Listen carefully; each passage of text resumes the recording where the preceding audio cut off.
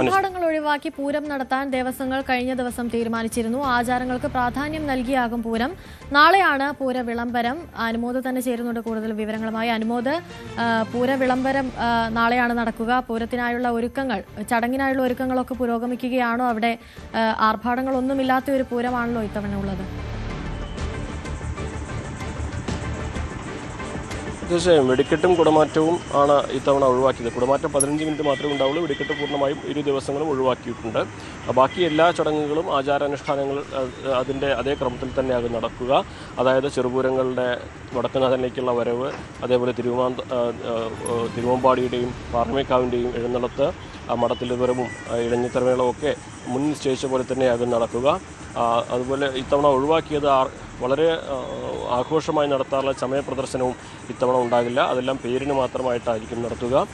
പൂർണ്ണമായിട്ടും ഈ ഒരു പൂരം അത് ആചാരങ്ങൾ പാലിക്കേണ്ടതായിട്ടുള്ളതുകൊണ്ട് ഒഴിവാക്കാൻ കഴിയാത്ത സാഹചര്യത്തിൽ ഇത്തരത്തിലൊരു വിവേകപരമായ തീരുമാനം എടുക്കേണ്ടി വരികയായിരുന്നു എന്നാണ് തിരുവമ്പാടി ദേവസ്വം ഇക്കാര്യത്തിൽ പറഞ്ഞിരിക്കുന്നത്. സ്വാഭാവികമായിട്ടും ആളുകളുടെ ഈ വെടിക്കെട്ട് കാണാൻ ഒക്കെയുള്ള ആളുകളുടെ വരവും എണ്ണമൊക്കെ ഇത്തവണ കുറയുന്ന ഒരു സാഹചര്യം കൂടി മുന്നിൽ കാണുന്നുണ്ട്. ഇന്ന് പ്രധാനമായിട്ടും അല്പസമയത്തിനുള്ളിൽ നമ്മൾ നിൽക്കുന്ന കൊക്കർണിപ്പറമ്പിൽ ആനകളുടെ പരിശോധന നടപടികളാണ് ആരംഭിക്കുക. കാരണം നാളെ രാവിലെ പൂര വിളംബരം ചെയ്യാനുള്ള ആനകൾ നെയ്തലക്കാവിൽ എഴുന്നള്ളിക്കേണ്ടതാണ്. അത് എറണാകുളം ശിവകുമാറാണ് ഇത്തവണയും നെയ്തലക്കാവമ്മയുടെ ഇടമ്പേറ്റി തെക്കേ നട തുറക്കുന്നത്. ആ ചടങ്ങുകൾക്കുള്ള ആനകളുടെ പരിശോധന നടപടികൾ പൂർത്തിയാക്കേണ്ടതുണ്ട്.